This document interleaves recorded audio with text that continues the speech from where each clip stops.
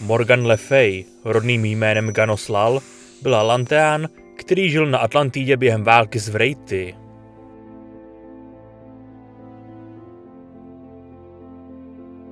Navrhla počítačový program, který na základě informací z databáze učil mladé Atlanteány o jejich historii. Byla jednou z těch, kteří se vrátili na Zemi, když se Antická rada rozhodla potopit Atlantidu a opustit galaxii Pegas. Na Zemi se Ganos stáhla do ústraní, meditovala a povznesla se. Když Merlin sám sestoupil a uchoval si své znalosti a schopnosti, aby vytvořil zbraň, která by mohla zabít Oráje, byla Morgan vyslána ostatními, aby ho pozorovala a v případě potřeby zastavila. Když našla Sangreal, zničila ho. Později si však Morgan uvědomila, že Merlin měl pravdu, pokud jde o hrozbu, kterou Orájové představovali. Zajala Merlina, dala ho do stáze a umístila ho na planetu mezi 4 ostatní. Camelot, Castianu, Sahalu a Vagonbray, a také připravila testy pro ty, kteří ji přišli hledat.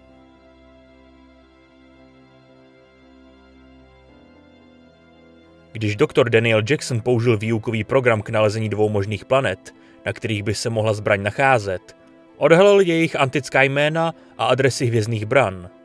Danielovi bylo podezřelé, že odpovědi, které hledali, našli s tak malým úsilím a začal se hologramu vyptávat, což znepokojilo Valu a doktorku Vírovou. Morgan se prozradila, když se chovala jinak než počítačový hologram a oslovila Daniela přímo. Odpověď jste dostal, doktore Jackson, naložte s ní podle svého. Vírová následně potvrdila, že hologram nevyužíval energii města a donutila Morganu, aby se omluvila a potvrdila pravdu, že je skutečnou povznesenou Morgan Le Fay.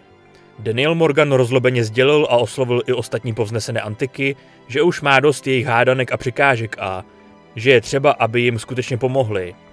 Dojatá Danielovým proslovem se jim chystala říci, že Merlinova zbraň ještě není, ale ostatní ji zastavili, protože se chystala porušit jejich nejvyšší zákon.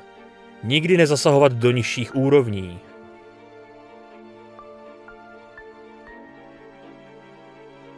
Morganu za to ostatní vykázali, ale dovolili jí zůstat jako povznesenou bytost.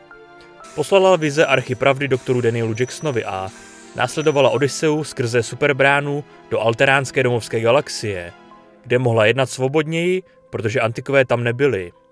Uzdravila Tielka, když byl zraněn, a cestovala do paláce Orájů.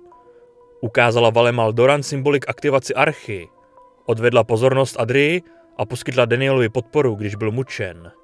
Vysvětlila, že věří, že si SG1 zaslouží pomoc antiků, protože je zachránili tím, že zničili Oráje, ačkoliv tím zanechali nyní povznesenou Adrii, která získala plnou sílu svých uctívačů, která byla předtím rozdělena mezi celou rasu. Informovala Daniela, že k šíření pravdy mu stačí použít archu na jednoho převora, ale zmizela, když dorazil Tielk, než mu mohla vysvětlit více.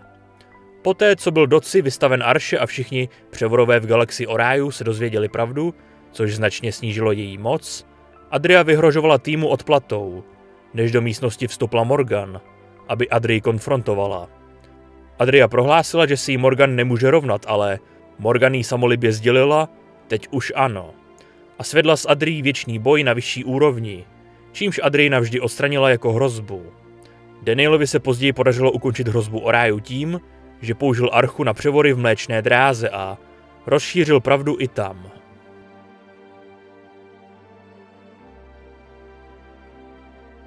Když se snažili najít řešení problémů s genetickou degradací Vanirů, Daniel navrhl, že pravidla pro povznesené by mohla umožnit povznesené Asgardce, Ran, trochu pomoci, pokud nebude jednat přímo, aniž by se stoupila, a jako příklad uvedl Morganu. Daniel se zmínil o tom, jak jim směla říci adresy hvězdných bran, ale když se jim chystala říct, kde přesně mají hledat, byla zastavena a oni nevěděli, jak byla potrestána.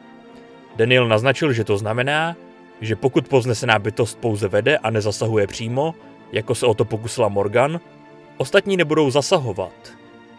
Tak, toto byla celá historie a příběh Morgan Le Fay. Jinak díky moc za sledování, díky moc za vaši podporu tohoto kanálu, ať už v podobě lajku, dislajku, odběru se zvonkem, komentáře, sdílení či finanční podpory na Patreonu, YouTube členství, donatu nebo super díky. Vpravo nahoře budete mít kartu k playlistu, ve kterém se nachází videa z celé této série. V popisku pod videem máte odkazy na mé sociální sítě, kam denně dávám info, kdy, v kolik a jaká videa nebo streamy budou a další zajímavé informace. Ještě jednou díky za vaši pozornost, uvidíme se u dalších videí nebo na nějakém livestreamu a do té doby dělejte to, co vás baví, bez ohledu na to, co vám kdo říká. A teď už speciální poděkování patronům na Patreonu a také YouTube členům, kteří podporují chod a nezávislou produkci tohoto kanálu. Mějte se a někdy příště.